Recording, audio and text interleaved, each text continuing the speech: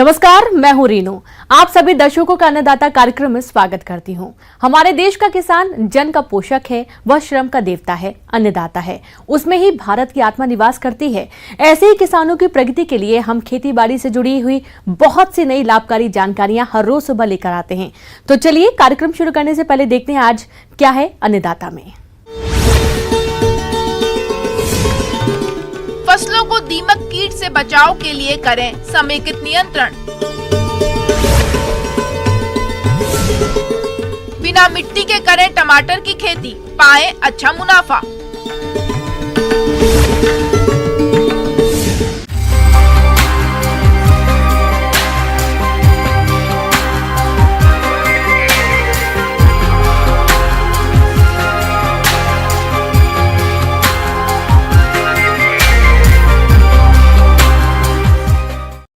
किसान भाइयों, अपने राज्य के कई जिलों में दीमक कीट का प्रकोप बढ़ता जा रहा है। ये कीट फसल को चट कर जाता है। कई बार तो किसानों को फसल में लगाई गई लागत भी निकालना मुश्किल हो जाता है। किसान काफी हैरान परेशान रहते हैं। तो किसान भाइयों, आपकी इस गंभीर समस्या को देखते हुए जरूरी हो जाता है कि आप समय रहते दीमक कीट के नियंत्रण के जरूरी उपायों को अपनाकर अपनी फसलों को बचा सकते हैं। तो किस प्रकार से करें दीमक कीट की पहचान और नियंत्रण, इस बारे में बता रहे हैं डॉक्टर प्रकाश चंद यादव।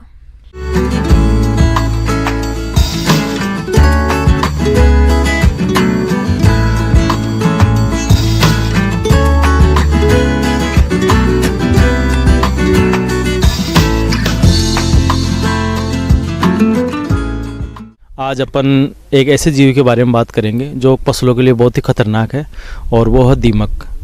दीमक को अपने यहाँ अपने पश्चिमी राजस्थान में उसको उदय के नाम से भी जानते हैं, और ये बहुत ही खतरनाक कीड़ा है। ये ज़मीन में हर जगह पाया जाता है, और इसका प्रमुख भोजन है सेलुलोज। सेलुलोज इनको पुरानी लकड़ियाँ या अपने क्रॉप के जो फसल काटने के बाद में जो अवशेष और डंठल पड़ते हैं, उनसे इनको अच्छी तरह से सेलुलोज मिल पाता है। इसलिए ये जहाँ भी पुरानी क्रॉप के जो अवशेष बचे हुए हैं, वहाँ ये अपना आक्रमण और अटैक ज़्यादा करती है, और किसान भाइयों को काफ़ी नुकसान होता है। दीमक पॉलीफेगस कीट होता है। यह सभी फसलों को बर्बाद करता है। भारत में फसलों को तकरीबन 45% से ज्यादा नुकसान दीमक से होता है। वैज्ञानिकों के अनुसार दीमक कई प्रकार की होती है। दीमक भूमि के अंदर बीजों, अंकुरित पौधों को चट कर जाती है। कीट जमीन में सुरंग बनाकर पौधों की जड़ों को भी खाते हैं। प्रकोप अधिक होने पर ये तने को भी खाते हैं। पहचान की बात करें तो दीमक कीट का वैक्स मोटा होता है, जो घूसर भूरे रंग का होता है, और इस कीट की सुड़ियां मिट्टी की बनी दरारों अथवा गिरी हुई पत्तियों के नीचे छिपी रहती है। ये रात के समय निकलकर पौधों की पत्तियों या मुलायम तनों को काट कर गिरा देती है। दीमक आलू, टमाटर, मिर्च, बैगन, फूलगोभी, पत्ता गोभी, सरसों, राई, मूली, गेहूं आदि फसलों को सबसे ज्यादा नुकसान पहुंचाता है। दीमक एक सामाजिक प्राणी है, तो सबसे ज़्यादा फसलों को नुकसान पहुंचाते हैं वो श्रमिक दीमक है, और इनकी जो सबसे ज़्यादा इनकी ही मतलब जनसंख्या इनकी सबसे ज़्यादा होती है कॉलोनी में। दीमक अपना जो कॉलोनी है वो काफ़ी ज़मीन के काफ़ी नीचे अपना घर बना के रहती है। जो रानी जो दीमक होती है वो पर डे 2000 अंडे दे सकती है। तो आप इससे अंदाज़ा लगा सकते हैं कि ये कम से कम 3 से 5 साल तक इसका जीवन काल है रानी का, जो रेगुलर अंडे देती है। तो इस हिसाब से अंदाज़ा लगाएंगे तो काफ़ी अंडे ये ज़मीन में दे देती है। इसी प्रकार अपने यहाँ दीमक की बहुत बड़ी समस्या है। दीमक जहाँ सूखा एरिया है वहाँ ज़्यादा दीमक रहती है, और जहाँ पानी ज़्यादा है वहाँ थोड़ा दीमक का प्रकोप कम होता है।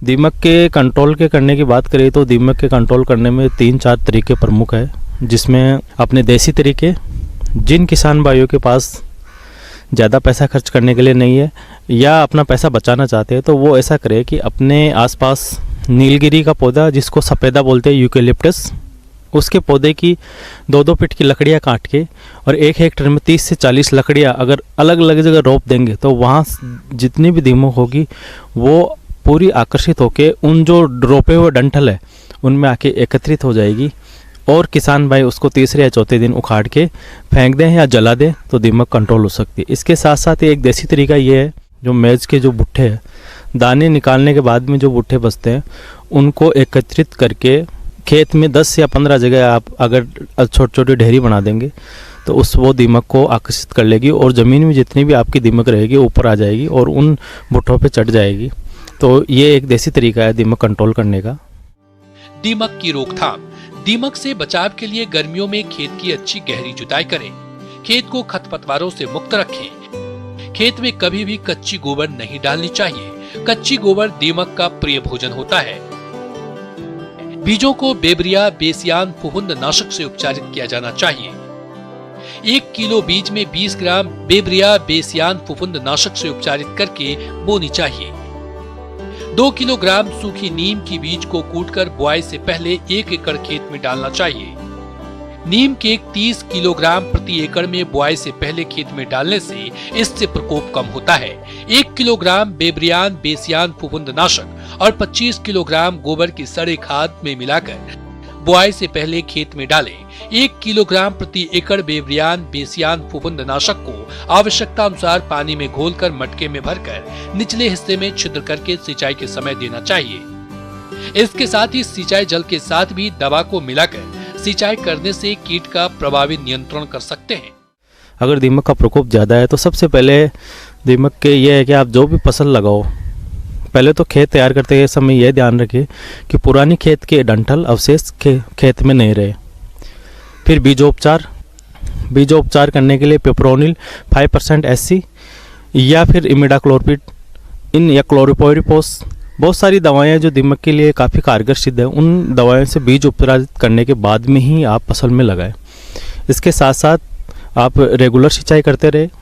फिर भी अगर आपकी दीमक की समस्या बनी हुई है तो इसमें आपको सिंचाई के पानी के साथ क्लोरोपाइरिफॉस 20 EC 50 EC, अगर 20 EC ले रहे हो तो आप 2 लीटर प्रति हेक्टेयर के हिसाब से क्लोरोपाइरिफॉस दीमक कंट्रोल के लिए पर्याप्त है। इसी के साथ 50% वाले ले रहे हो तो 1 से 1.5 लीटर दवाई प्रति हेक्टेयर पर्याप्त है। तो किसान भाइयों, दीमक का प्रकोप हमेशा अपने आप बना रहता है, तो सबसे महत्वपूर्ण जानकारी। ब्रेक के बाद एक बार फिर से आप सभी दर्शकों का अन्नदाता में स्वागत है।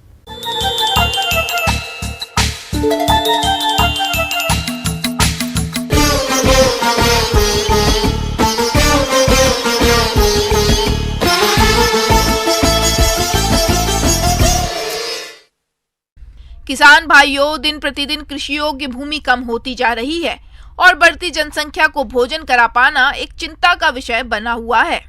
तो ऐसे में कृषि वैज्ञानिकों के सतत प्रयास से अब आप बिना मिट्टी के संरक्षित वातावरण में टमाटर की उन्नत खेती करके अच्छी आय कमा सकते हैं, जिसके बारे में जानकारी के लिए मिलते हैं डॉक्टर रेणु यादव से।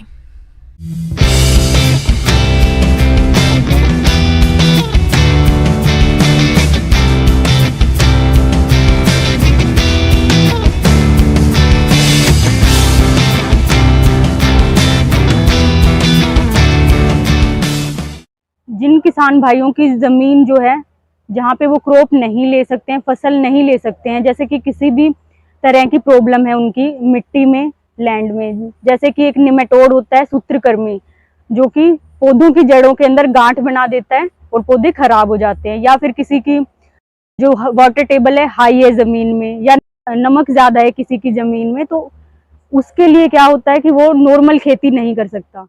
तो उनके लिए एक जो इस समस्या का समाधान है वो है सोइल लेस कल्टीवेशन, कि आप मीडिया के अंदर अपनी जो है फसल को लगा सकते हो। जैसे कि हमने ये फसल लगा रखी है, हमने आज ही इसमें टमाटर की पौध को लगाया है, इसमें ट्रांसप्लांटिंग करी है। किसान भाइयों, किसी भी फसल से अच्छा उत्पादन लेने में उस फसल की किस्मों का अहम योगदान रहता है। इसलिए यदि आप टमाटर की खेती करने जा रहे हैं तो आप इसकी उन्नत किस्मों का चयन करके खेती करें, जिससे आप इस फसल से अच्छी पैदावार ले सकते हैं। इसके अलावा जो ये देख रहे हैं आप कोकोपीट मीडिया, जो ब्राउन कलर का है, भूरे रंग का है, तो ये बनता है जो नारियल का बुरादा है, उससे ये कोकोपीट मीडिया बनता है। इसमें हमने साथ में परलाइट मिलाया है। जो कोकोपीट है उसका 8 रेशो है और परलाइट का रेशो 1 है। तो अगर आप 1 एकड़ में ये लगाना चाहते हैं, सोइल लेस मीडिया में खेती करना चाहते हैं, तो इसका मीडिया का आपका खर्चा जो है 5 लाख रुपए पड़ता है, मोटा मोटा जो खर्चा है। उसके साथ साथ आप देख रहे हैं ये जो ट्रफ है, इसके अंदर हमने ये मीडिया भरा हुआ है। तो ये ट्रफ आपको मार्केट में 200 रुपए से 250 रुपए तक पर मीटर के हिसाब से रेट है। इस हिसाब से आपको मार्केट में ये आराम से मिल जाएगा।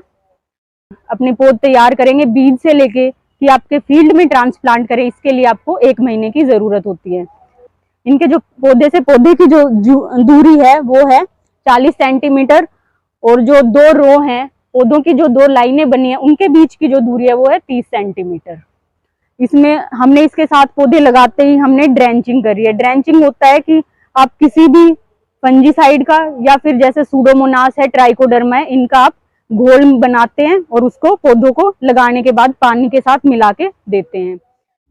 किसान भाइयों, टमाटर की फसल को फफूंदी जनित रोगों से बचाने के लिए आप इसकी रोपाई के तुरंत बाद सूडोमोनास 1 किलोग्राम या ट्राइकोडर्मा 2 किलोग्राम को पानी में घोलकर प्रति एकड़ में फसल पर ड्रेंचिंग कर दें, जिससे आपकी फसल बीमारियों से बचकर बढ़वार अच्छी करती है। पानी की बचत इसमें होगी अगर आप ड्रिप लाइन यूज करेंगे तो, क्योंकि आपको सिर्फ जो प्लांट है उसको पानी देना है, और आप ड्रिप से देंगे तो ड्रिप जो है आपके सिर्फ रूट जोन है, जहाँ रूट आपकी फैली हुई है, सीधा पानी आपको वहीं देता है। साथ साथ में आपका जो फर्टिलाइजर है उसकी भी बचत होती है कि फर्टिलाइजर आप नॉर्मल खेती में तो जिसको ब्रॉडकास्टिंग कहते हैं छिड़काव मेथड से देते हैं, इसमें वही है कि जहाँ पानी जा रहा है वहीं आपका खाद जा रहा है, मतलब आपकी रूट जो है, प्लांट की रूट है, उसको सीधा खाद और पानी वहीं मिल रहा है।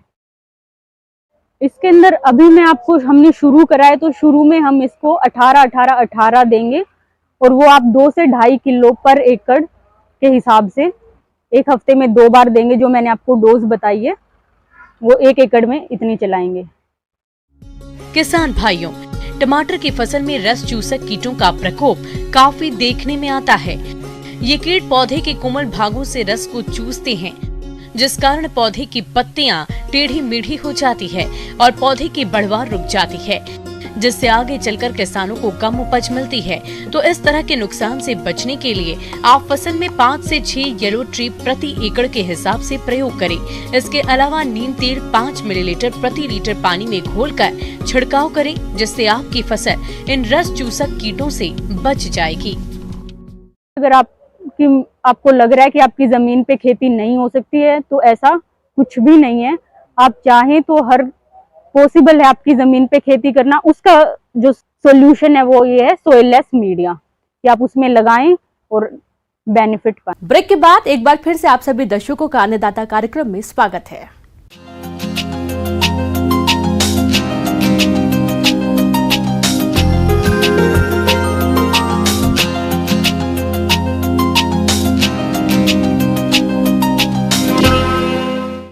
अपने प्रदेश में नींबू के बाग सभी जगह देखने को मिलते हैं। नींबू अपने औषधि गुणों के लिए जाना जाता है। इसमें विटामिन सी भरपूर मात्रा में पाया जाता है। इसकी बाजार में मांग वर्ष भर रहती है। किसान इसकी बागवानी से बढ़िया मुनाफा कमाते हैं, पर कभी कभी कीटों के कारण बाग में अधिक नुकसान हो जाता है, जिसमें एक है नींबू की तितली कीट। तो इसे किसान कैसे पहचाने और नियंत्रण किस तरह से करें, इसकी जानकारी देने के लिए हमारे बीच उपस्थित हैं डॉक्टर योगेश पटेल।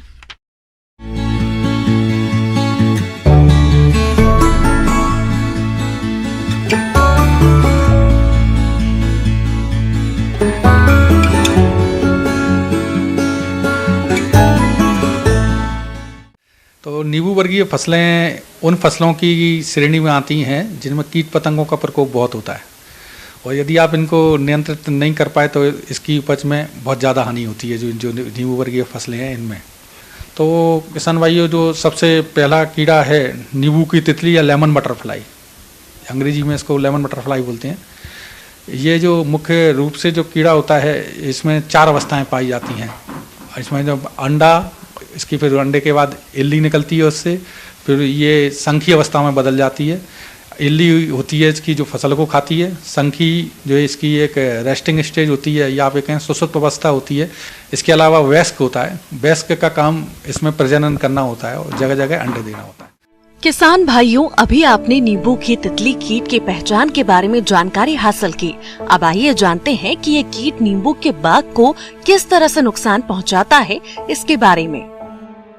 किसानों की रुचि के अनुसार जो जानने वाली बात ये होती है वो ये है कि नुकसान कैसे करती है। तो किसान भाइयों, इसकी जो सूढ़ी अवस्था है, इल्ली ये होता है, इसको सूढ़ी बोलते हैं, जो इल्ली वो नुकसान वाली होती है। ये क्या करती है किसान भाइयों, अगर शुरुआत में इसका प्रकोप हो जाता है, कोमल पत्तियों और शाखाओं को खाती है और उनको खाकर ये ख़त्म कर देती है। इनका प्रकोप जब फसलें छोटी होती है, मुख्य रूप से नींबू जब होता है तो उसमें समय प्रकोप होता है, तो उसकी पत्तियाँ खा लेती हैं। अब जैसा कि किसान भाई जानते होंगे कि जो अपने जो पौधे होते हैं उनमें प्रकाश संश्लेषण की क्रिया बिना पत्तियों के नहीं हो पाती है। यदि पत्तियों की संख्या कम हो जाती है तो फसलों को फसल की उपज में बहुत ज़्यादा हानि होती है। तो कई बार तो ऐसा देखा गया कि इसकी सूढ़ियाँ पत्ते पूरे पौधे को या पूरा जो वृक्ष है उसको पत्ती विहीन कर देती हैं। तो ये इस तरह से नुकसान पहुंचता है किसान भाइयों। जब बहुत ज़्यादा प्रकोप हो जाता है तो जो पौधा होता है या जो वृक्ष होता है उस पर फल लगता ही नहीं है। तो इसलिए किसान भाइयों को इसको नियंत्रित करने की बहुत आवश्यकता होती है। किसान भाइयों, नींबू के तितली कीट द्वारा नींबू के बाग को अधिक हानि पहुंचाई जाती है। आप इस कीट के नियंत्रण के लिए क्या करें, इसकी जानकारी कुछ इस प्रकार से है। अब अपन जो किसान भाइयों के इंटरेस्ट है कि इनको किस तरह नियंत्रित करना चाहिए, तो सबसे जो बड़ी बात है जो इनको किसान भाइयों को जो ध्यान रखना चाहिए कि अपने बाग बगीचों को स्वच्छ रखें, खरपतवार रहित रखें, खरपतवार नहीं लगे हों, जिससे इनका क्या होता है, इनकी बहुत सारी अवस्थाएं ऐसी हैं जो खरपतवारों में पलती हैं। सूढ़ी और संखी इसकी दिखाई देती है ऊपर से, आप इनको हाथ से चुनकर भी नष्ट कर सकते हैं। इसका प्रकोप ज़्यादा हो रहा हो और आपको लगता है कि आर्थिक क्षति स्तर से ज़्यादा है और आपकी फसलों में कुछ हानि होगी, तो इसको नियंत्रित करने का उपाय करें। तो इसमें बहुत सारे कीटनाशी दवाइयाँ आती है, तो उसमें दवाई डाल सकते हैं। जैसे इंडोक्साकार दवाई होती है, मतलब 500 ml दवा लगती है इसमें 1 हेक्टेयर के लिए। तो इसमें वृक्षों में जो आप उपयोग करें वो ध्यान रखें कि 5 ml दवा 15 लीटर का जो पंप होता है उसमें डालें। फिर इसका जो स्प्रे करने वाला पंप है उनसे स्प्रे करें। स्पाइनोसाइड है, इसका आप स्प्रे कर सकते हैं। पहले प्रयास आपका ये होना चाहिए कि बिना दवाइयों के नियंत्रित करने की कोशिश करें, कुछ इस तरह का प्रयास करें कि बिना दवाइयाँ ना डालना पड़े और कंट्रोल हो जाए। यदि इसके बाद भी आपको प्रकोप दिखाई देता है तो फिर आप दवाइयाँ डालें।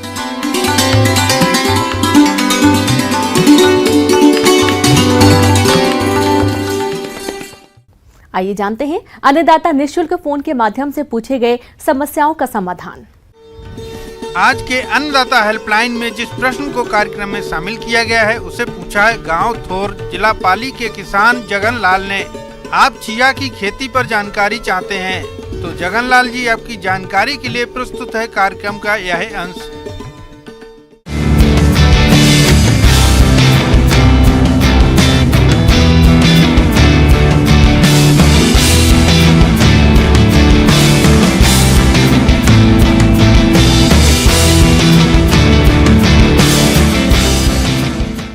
आज जो है हम आपको चिया की खेती के विषय में बताएंगे। और चिया की खेती जो है वैसे तो हम लोग खरीफ में भी करते हैं, जो आप खरीफ का क्रॉप अभी देख रहे हैं, लेकिन हम लोग जो रबी में भी करेंगे उसके विषय में हम डिटेल में बताएंगे।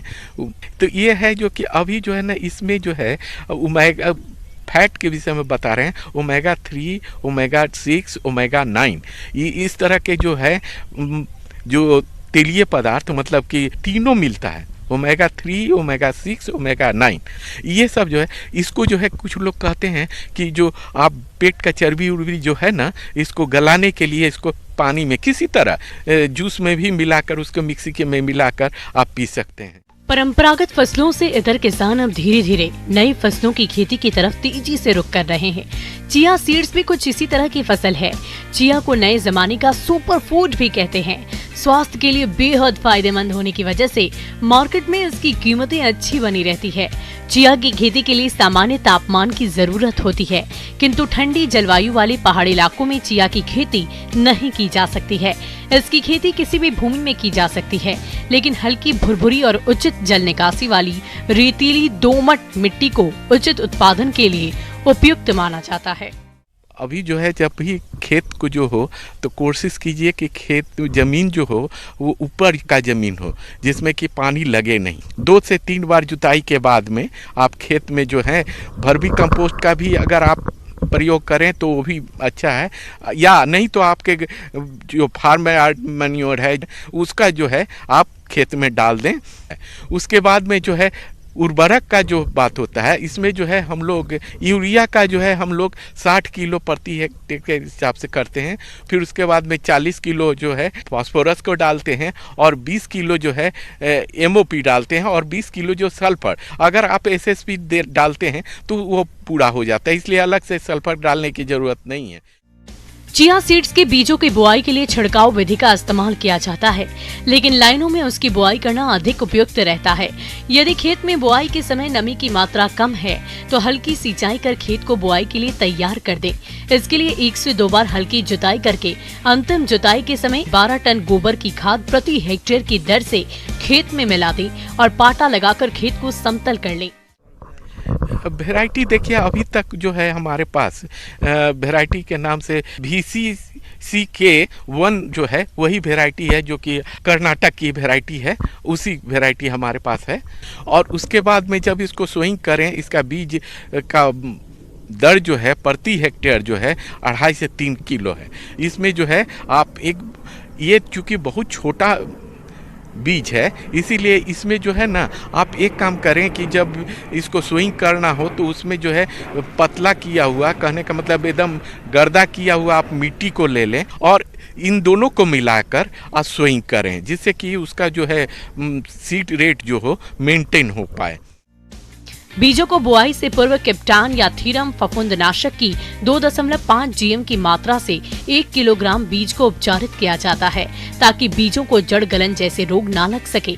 चिया के बीजों की रोपाई के लिए अक्टूबर से नवंबर का महीना सबसे अच्छा होता है। जो है पंक्ति से पंक्ति की दूरी जो है इसमें 30 सेंटीमीटर रखते हैं। प्लांट से प्लांट की दूरी जो है 10 से 15 सेंटीमीटर के दूरी पर रखते हैं। बुआई के बाद में एक हल्का सा इरिगेशन दे दें, पानी को पटा दें, सिंचित कर दें, जिससे कि वो जर्मिनेशन इसका अच्छा हो, मतलब निकलने में आसानी हो। अगर बीमारी वगैरह कुछ लगता है तो दवा करके, वैसे यूजुअली जो है बीमारी इसमें नहीं है। इसमें यूजुअली जो है अच्छा क्रॉप है, मतलब ये रेसिस्टेंट है, बहुत ज़्यादा बीमारी वगैरह नहीं लगता है। 3 महीना से 4 महीना के बीच में ये फसल तैयार हो जाएगा और मतलब कि उपज हो तो इसका जो है डिमांड जो है आपको बाज़ार में 1000 रुपये किलो तक है। कहने का मतलब कि अगर 1 क्विंटल हो जाता है तो आप 1 लाख रुपया कमा लेंगे।